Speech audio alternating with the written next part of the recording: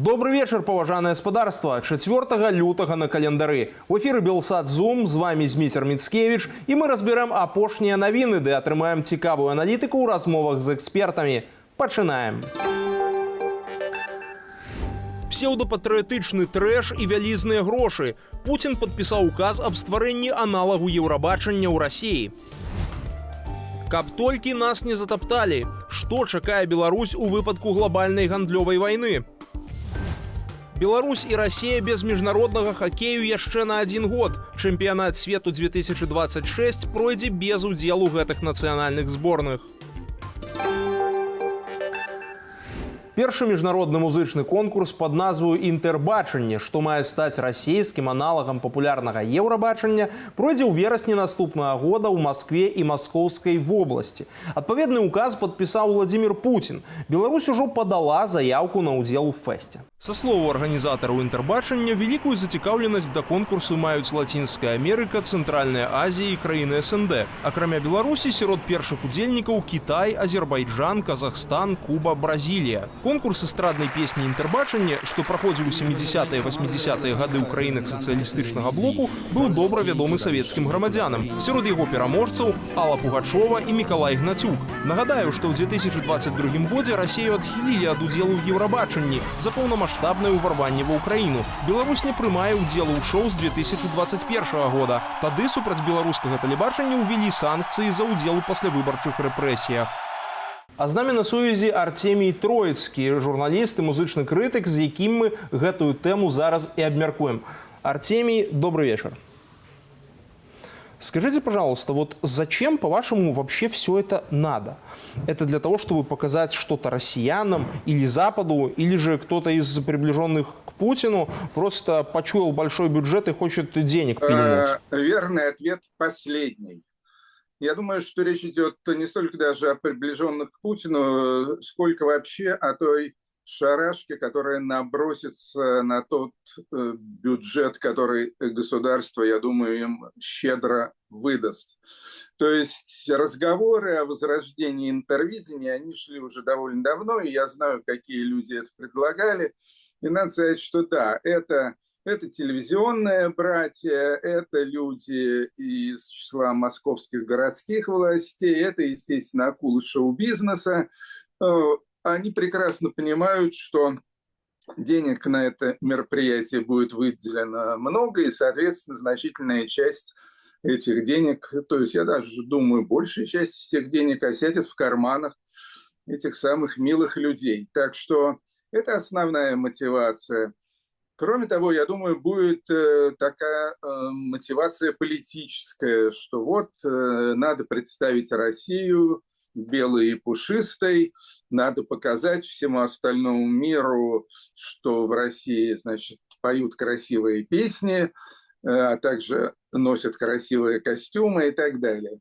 Вот. Я думаю, это мотивация номер 2, но она значительно слабее, чем первая мотивация, и к тому же она обречена на провал, в отличие от первой, которая обречена на успех. То есть если указ Путина есть, значит бюджет будет. Точка. Обогатимся. Вот. Что касается то вот этой вот, скажем, политической составляющей в духе так называемой мягкой силы, да, я думаю, что никаких целей абсолютно этот конкурс интервидения не достигнет, поскольку смотреть его особо некому. Артисты будут представлены, я думаю, в основном из среднеазиатских бывших советских республик, а также из Африки, вот, и из каких-то еще стран, которые, ну, нельзя сказать, что вызывают сильные интересы любителей музыки. Вот, так что думаю, что в этом смысле успех будет максимально скромным. А как думаете, что из этого получится? Это будет скорее псевдопатриотический трэш, или все же таки будет сделана ставка на то, чтобы сделать, ну, более-менее красиво, да, чтобы показать, ну, смотрите, мы в порядке? Да, я прочел, кстати говоря, новость на канале «Нехта», где они пишут, что Россию будет представлять певица Чичерина с песней типа «Гойда, Святая Русь» и так далее. Вот. Ну, понятное дело, что это была шутка, и я думаю, я думаю, что, конечно, этого не будет. Конечно, задачей тут скорее будет попробовать показать Россию нормальной страной, чтобы ее не видели, значит, как какой-то православный Иран или Северную Корею. Вот, а напротив, я думаю, будет там что-то такое секси, будет там что-то такое сугубо аполитичное, вот, с тем, чтобы успокоить народы мира, но думаю, что это вряд ли будет иметь какой-то реальный эффект по той простой причине, что никто в цивилизованных странах, разумеется, этот конкурс интервидения смотреть не будет. И если его и покажут в программах новостей, то скорее с каким-то явным ироничным уклоном. Примерно так. А вот из стран Запада кого-нибудь можно ожидать? Ну, я не знаю, условный Канье Уэст. Ну, вот кто-либо такого вот типа персонажей может показаться? Я думаю, что будут предприняты очень серьезные попытки каких-то известных западных людей на этот конкурс вытащить. Разумеется, не в качестве конкурсантов, потому что все-таки такого рода конкурсы, они для артистов молодых и малоизвестных, но в качестве, скажем, почетных гостей того же Кенни Уэста или там Роджера Уотерса или кого-то там еще из известных, значит, маразматиков западных и полезных идиотов. Для этого понадобится, я думаю, очень много денег. Хватит ли этих сумм для того, чтобы соблазнить западных звезд, не знаю. Все зависит от того, какой бюджет выделит и сколько из него будет уворовано. А вот если мы вспомнили уже про шоу-бизнес, да, то что вообще с российским шоу-бизнесом сейчас происходит?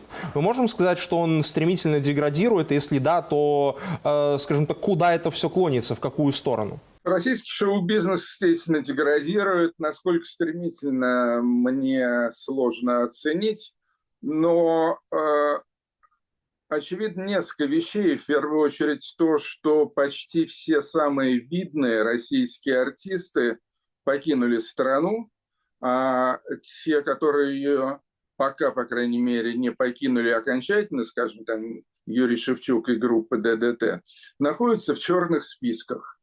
И остались на виду одни такие поп-мародеры, которые, значит, и раньше-то не пользовались особым успехом, ну, какой-нибудь там Денис Майданов, скажем, who is Денис Майданов, или who is Олег Газманов, который последний раз собирал большие залы, я думаю, где-нибудь так году в 95-97, то есть уже очень давно. Вот. Остальные все творческие силы страну покинули или, значит, вот заглушены этими самыми черными списками. Вот. Поэтому те, кто в России остаются, ничего абсолютно маломальски убедительного создать не могут.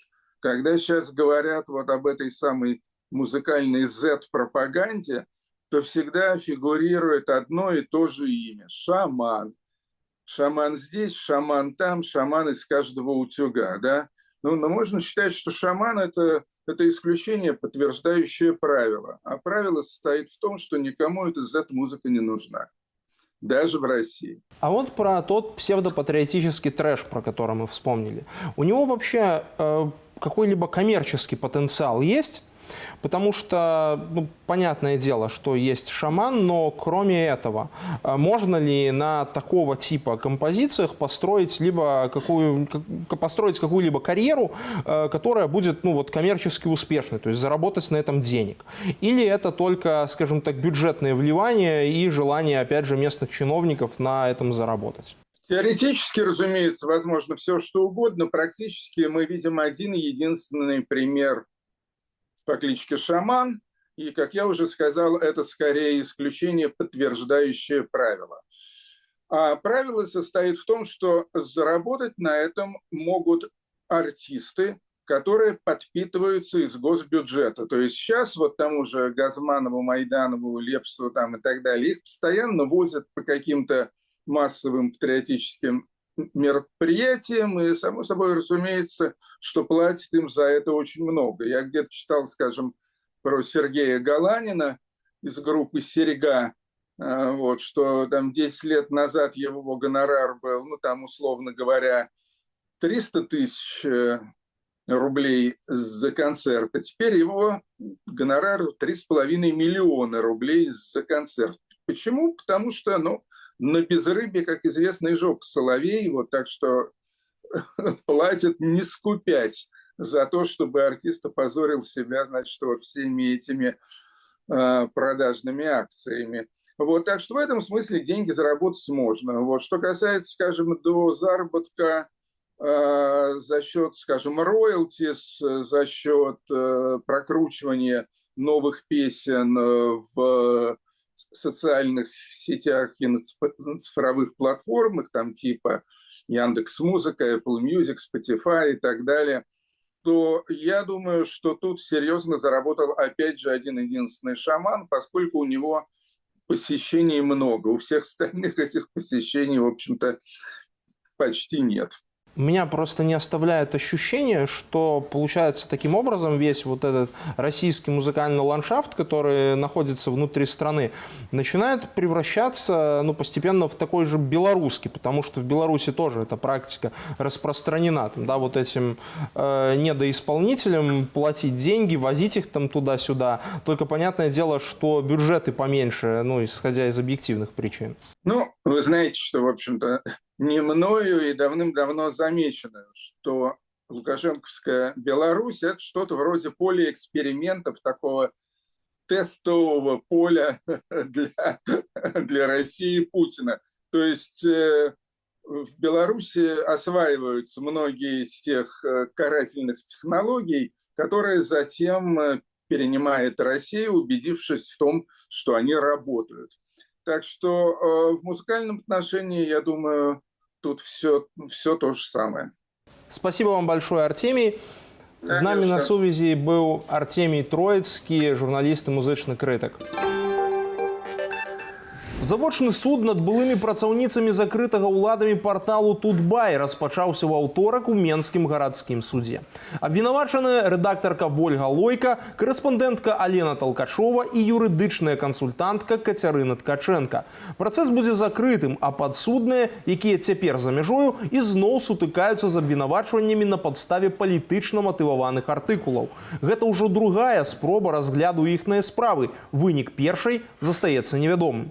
Пра іншыя падзеі ў аглядзе навінаў. У Астраўцы, дзе размешчаная беларуская атамная электрастанцыя, медыкі пачалі выдаваць мясцовым жыхарам так званыя аварыйныя камплекты. У іх уваходзяць таблеткі стабільнага йоду і сродкі індывідуальнай аховы. Наборы выдаюцца пад роспіс у залежнасці ад колькасці чальцоў сям'і. Паводле газеты «Астравецкая праўда», гэтая захада робіцца дзеля прафілактыкі на падставе рэкамендацыяў Сусветнай арганізацыі здароўя і МАГАТЭ. На мяжы з нашай Украінаю Польшча за 1,5 года плануе цалкам замяніць вайскоўцаў на службоўцаў памежнай аховы. Са словаў кіраўніка Міністэрства ўнутраных справаў Томаша Сімоніка, ужо ідзе актыўны набор новага персаналу і фармаванне спецыялізаваных аддзелаў. Нагадаю, што польская армія праводзіць на мяжы з Беларусю аперацыю «Бяспечнае Падляшша», у межах якой вайскоўцы аказваюць дапамогу памежнікам. Прэзідэнт США Дональд Трамп хоча атрымаць украінскія рэдказямельныя металы ў абмен на амерыканскую дапамогу Кіеву. Гаворка можа весціся пра графіт, уран, тытан і літый. Менавіта яны ёсць ва ўкраіне. Мы кажам Украіне, што ў іх ёсць вельмі каштоўныя рэдкія металы. Мы хочам атрымаць гарантыю за тое, што мы даём. Мы перадаём ім грошы ў велізарных аб'ёмах, даём абсталяванне. Такім чынам мы хочам падпісаць пагадненне з Украінаю, дзякуючы якому яны будуць адказваць на нашу дапамогу сваімі рэдкімі металамі ды іншымі рэсурсамі. Раней газета Financial Times зазначала, Кіеў, рыхтуючы свой план перамогі, улічваў, што Дональд Трамп стане прэзідэнтам ЗША. У адным з пунктаў дакументу значылася, што ў абмен на дапамогу Украіна падзеліцца з заходнімі партнёрамі важнымі прыроднымі рэсурсамі. Міжнародная федэрацыя хакею не дазволіла нацыянальным камандам Беларусі і Расіі ўдзельнічаць у чэмпіянаце свету 2026 года. Гэтая пастанова была прынята ў межах паседжання Рады Міжнароднай федэрацыі хакею ў швейцарскай Лазане. Беларуская і расійская зборныя былі адхіленыя ад удзелу ў міжнародных турнірах у лютым 2022 года за поўнамаштабнае ўварванне ва ўкраіну. Сёлета сусветнае першынство будуць прымаць Швецыя і Данія. У наступным годзе гаспадыняю турніру стане Швейцарія. Калі вы хочаце яшчэ больш цікавай і важнай інфармацыі, дык знойдзеце яе ў нашым тэлеграм-канале, на які лёгка перайсці праз QR-код на вашых экранах.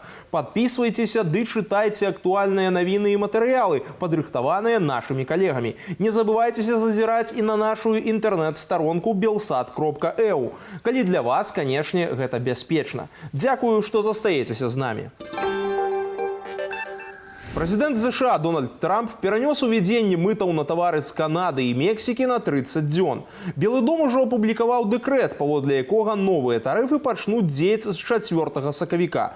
У адказ лідары абедзвюх краінаў пагадзіліся ўзмацніць кантроль на межах. У прыватнасці, Канада размесціць новыя тэхналагічныя сродкі кантролю, а Мексіка вышле на мяжу 10 000 жаўнераў нацыянальнай гвардыі. Між тым, гандлёвая напружанасць паміж ЗША і Кітаем застаецца высокай. Кітай адказаў на ўвядзенне Злучанымі Штатамі 10% мытаў на тавары, імпартаваныя з Паднебеснай. Дзяржаўны савет КНР абвясціў увядзенне мытных збораў на амерыканскія тавары, у тым ліку нафту і газ. Новыя тарыфы пачнуць дзеяць 10 лютага. Таксама Пекін распачаў антыманапольнае расследаванне супраць карпорацыі Google. Яшчэ адным крокам КНР стало ўвядзенне экспартнага кантролю для продажу вальфраму, стратэгічна важнага металу, што выкарыстоўваецца ў абароннай прамысловасці. Кітай кантралюе да 80% сусветнай вытворчасці вальфраму, а ЗША адныя з найбуйнейшых яго спажыўцоў.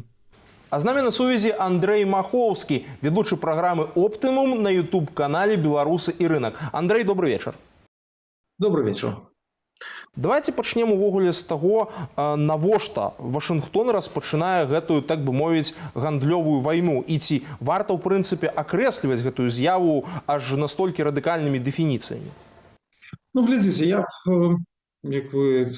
как вы правильно отметили, я бы сказал, что, наверное, пока рано об этом говорить, называется это торговой войной. То есть разделяю вопрос на две части, да, потому что мы увидели, что вот эти вот тарифы для Канады и для Мексики, их уже приостановили.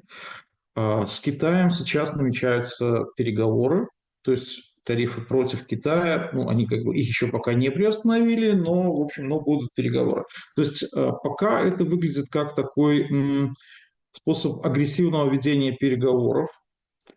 Мы, собственно говоря, такой стиль ведения переговоров видели у Трампа и во время его предыдущего президентства. Тогда тоже очень много громких угроз, очень много громких слов, но, мягко говоря, большая часть этих угроз не была реализована. Поэтому, я бы сказал, что у меня есть такой небольшой, не то чтобы оптимизм, но скорее нет полного пессимизма. Возможно, это еще не начало торговой войны, возможно, это просто агрессивный способ ведения переговоров. Такой способ ведения переговоров, конечно, не добавляет миру стабильности, но это все-таки еще не торговая война. Вот. Теперь, собственно, вопрос, зачем Трамп это начал. Экономического смысла в этом, наверное, точно не видно. Абсолютно никакого. Но мы понимаем, что мир глобален, что вот любое производство, оно не может производить, деревянные ложки, наверное, можно вырезать, да, вне зависимости от всего остального мира.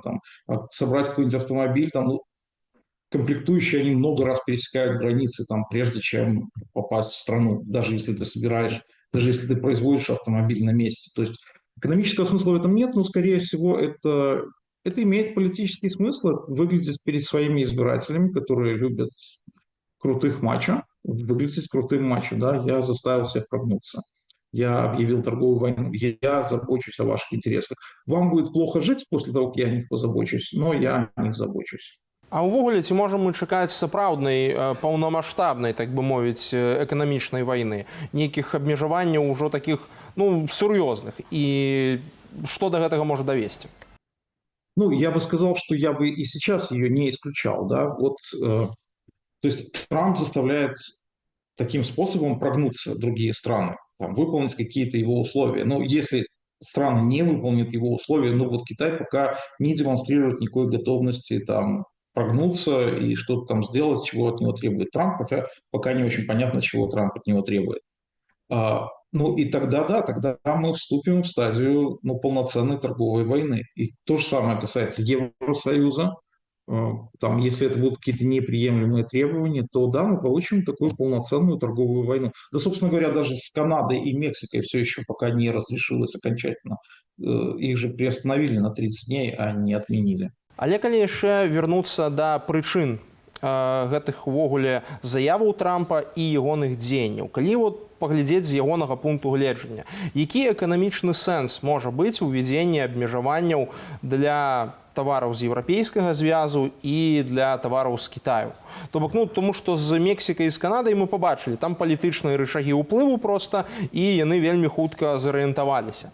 То бок, акрамя палітычных прычынаў, якія могуць быць эканамічныя мэты. Я не ведаю, развіваць больш прамысловасць на сваёй тэрыторыі, больш штосьці кантраляваць. Я не ведаю, больш нейкай сваёй сыравіны выкарыстоўваць, ствараць працоўныя месцы. В чым сэнс? Ну, давайте, чисто гипотетический ответ, да, и, собственно говоря, вы уже, в принципе, все это перечислили, да.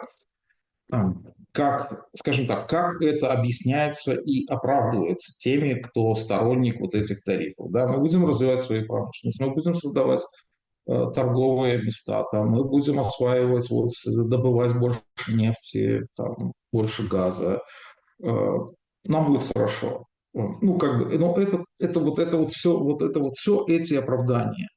Ну, это так не работает в современном глобальном мире. То есть, когда глобальные связи нарушаются, ваша экономика, она завязана на весь мир, когда глобальные эти связи нарушаются, вам в любом случае, ну, как минимум в моменте нескольких лет вам будет плохо в любом случае. Потому что, ну, это как бы вам нужно перестроиться. И потом вам будет все равно хуже, чем было до того, как эти торговые войны начались. Ну, потому что вы окажетесь вот в своем там, каком-то коконе, да, без возможности дополнительно где-то, без возможности доступа там, к сырью, к материалам, к идеям, в конце концов. То есть это в любом случае плохо, когда глобальный мир начинает разрушаться, проблемы у всех. А калі взяць гэта таксама з палітычнага пункту гледжання, што ЗША хоча пазбавіць Кітай пэўных рычагоў уплыву на тую сітуацыю, якая ёсць у Злучаных Штатах. Ну, маўляў, мы прамысловасці больш пераносім да сябе, мы будзем менш залежныя і в тым ліку ў палітычным плане ад Кітая, улічваючы тое, што ну, ніякім чынам паўплываць на внутрыпалітычную сітуацыю ў Кітаі немагчыма з пункту гледжання іхнага палітычнага ладу. Ну, таму мы паспрабуем вось такім чынам ад гэтай залежнасці пазбавіцца. Ці можа гэта спрацаваць, ну, я не ведаю, на сярэднетэрміновай перспектыве? Ну, теоретически, конечно, может. Да? Там мы не знаем, до какой степени США закроются от Китая. Ну, поэтому это такое так, немножко гипотетическое рассуждение. Ну, предположим, будут вот 60% тарифы там, то есть, ну, слегка обвалим экономику Китая, да, там не будут поступать китайские товары. Ну, окей, да, влияние Китая, конечно, уменьшится в каком-то моменте, но от этого же лучше не станет там, американской экономики и, в принципе, там, Америки, потому что у вас вырастут цены, у вас появится уже не проблема политического влияния Китая, ну, которая сейчас, ну, не сказать, чтобы оно прям зашкаливает, да, там, вот, ну, не зашкаливает оно. У вас вместо этой проблемы появится куча других проблем. Поэтому, ну, честно говоря, мне тоже это не видится таким рациональным. Ну, снова, я все-таки надеюсь, что это способ, метод агрессивного ведения переговоров, который отличал Трампа и во время его первой каденции, и что вот до глобальных торговых войн, совсем глобальных, дело не дойдет.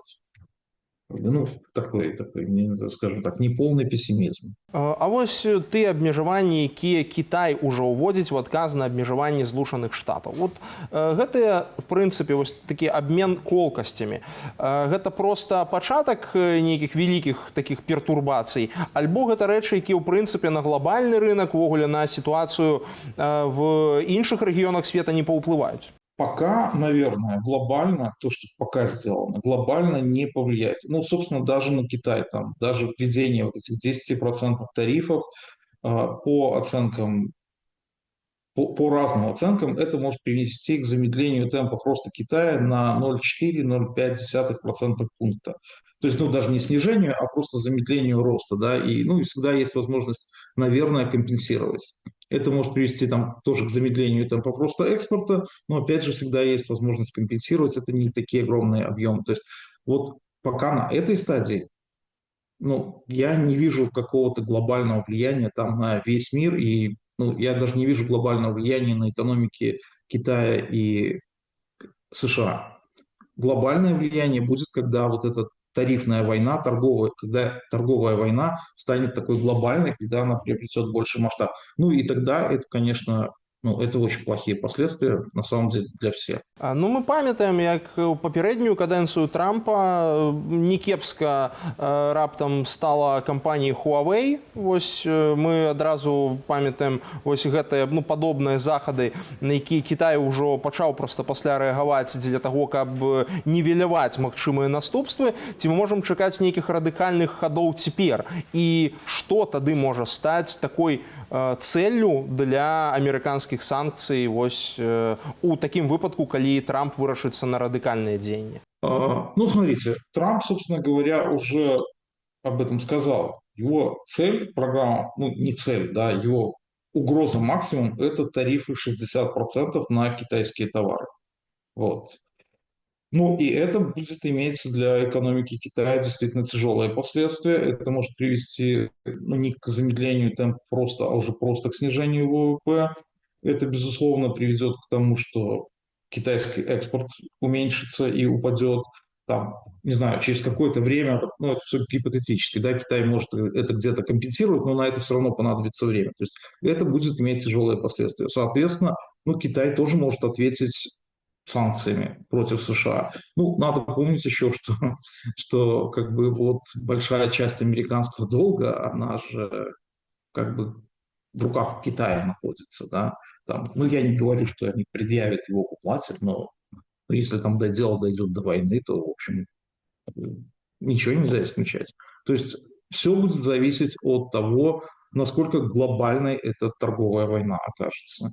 Пока я сохраняю такой осторожный оптимизм. Ну, вось менавіта для Беларусі што будзе значыць вось такое абвастрэнне эканамічных стасункаў увогуле на глобальным узроўні? Вось як для такога невялікага актара ў гэтым плане. Таму што калі мы бачым, што будуць пагаршацца далейшыя стасункі паміж Кітаем і Злучанымі Штатамі, кожны будзе спрабаваць нейкім чынам пацягнуць свае інтарэсы, ну і рэжым Лукашэнкі, які на Кітай спрабуе як бы спасылацца, там абапірацца нейкім чынам, верагодна, таксама окажется под уплывам гэтых всіх рэчаў. Ну і плюс еўрапейскі звяз з другога боку таксама, калі там нейкія негатыўныя тэндэнцыі, то верагодна і нам нейкіх эффектаў варта чакаць. Мы маленькие, есть риск, что нас вообще в этой драке гигантов просто затопчут и не заметят. Ну, потому что вот глобальный кризис и как он повлияет на Беларусь, то есть, ну, потому что глобальная торговые войны – это глобальный экономический кризис. Глобальный экономический кризис, ну, для маленькой страны может быть просто катастрофой на самом деле. Вот. Что касается Китая и отношений лукашенковских властей с Китаем, как бы, ну, они очень много говорят о том, как Китай важен. Ну, Китай для Лукашенко, конечно, важен, но Лукашенко для Китая не очень важен. Вот. Мы видели недавно, что вот этот визит, который Лукашенко анонсировал в Китай, да, он не состоялся без всякого объяснения причин, хотя должен был состояться до конца электоральных мероприятий. Вот. И мы видим, что белорусский экспорт в Китай снижается. И, в общем, ну, на самом деле Китаю не очень интересен Лукашенко. И даже в ситуации вот этой глобальной торговой войны я не вижу, каким образом Лукашенко станет интересен Китаю. Ну, на политическом уровне что-нибудь сказать в ООН, ну да. Дзякуй вялікі, спадар Андрэй.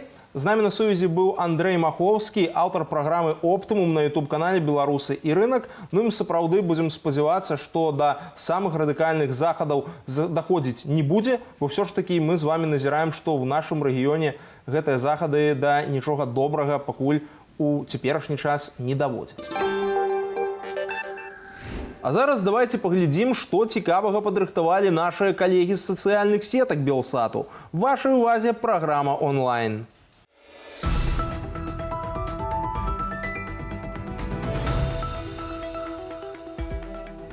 Кандыдатка на гэтак званых выбарах Ганна Канапацкая заявіла, што не адчувае свята, закінула ўладам непрабачэнне падзеяў 2020 года, заклікала да прымірэння і сказала, што застаецца апазіцыйным палітыкам. Нашыя калегі з YouTube-каналу «Белсат Ньюз» спыталі беларусаў, ці лічаць яны Ганну Канапацкую апазіцыйным палітыкам. Станоўча на гэтае пытанне адказалі толькі 7% апытаных. А вось пераважная большасць гледачоў YouTube-каналу мяркуе, што Ганна Канапацкая не ёсць апазіцыйнаю дзяячкай. Слаўная дата для беларускай культуры. У гэты дзень у 1808 годзе нарадзіўся паэт і драматург Вінцэнт Дунін-Марцінкевіч. Да самай смерці ён заставаўся пад наглядам паліцыі, а сёння экстрэміст. Пра аднаго з самых славутых беларускіх аўтараў у відэа тэлеграм-каналу Белсату.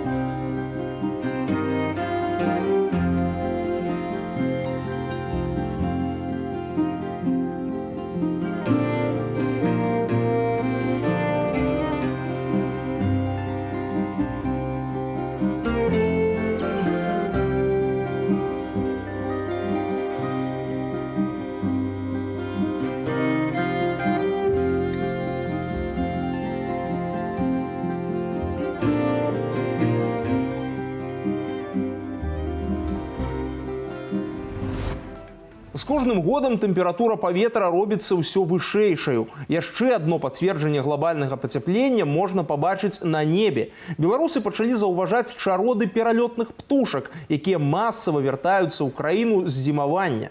І гэта ў пачатку лютага. Глядзім відэа YouTube-каналу «Белсат Нау».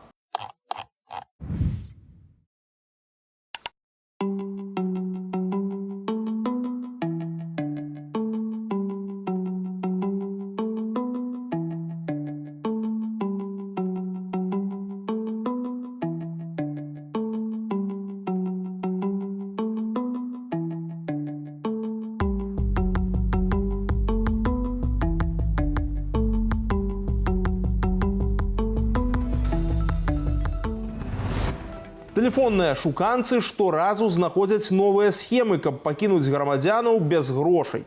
За праблему пастанавілі ўзяцца ў найвышэйшых калідорах Крамля, каб пакончыць з махлярамі. Як і чаму? На гэтую тэму пафантазіявалі аўтары YouTube-каналу «Жесточайший мульт». В России жидобендеровские телефонные мошенники похитили у граждан 250 миллиардов рублей. Это возмутительно. Представьте себе, 250 миллиардов. Это же огромная сумма, которая могла бы пойти на строительство дворцов и приобретение яхт. Для этого мы в поте лица десятилетиями оттачивали схемы совершенно честного отъема денег у населения. А тут какие-то дилетанты решили обойти систему. Запомните и зарубите себе на носу. Циничный обман населения является исключительной прерогативой руководства России. На сёння ў мяне ўсё. Дзякуй вялікі за ўвагу. З вами быў Зміцер Міцкевіч. Заставайцеся з Белсатам.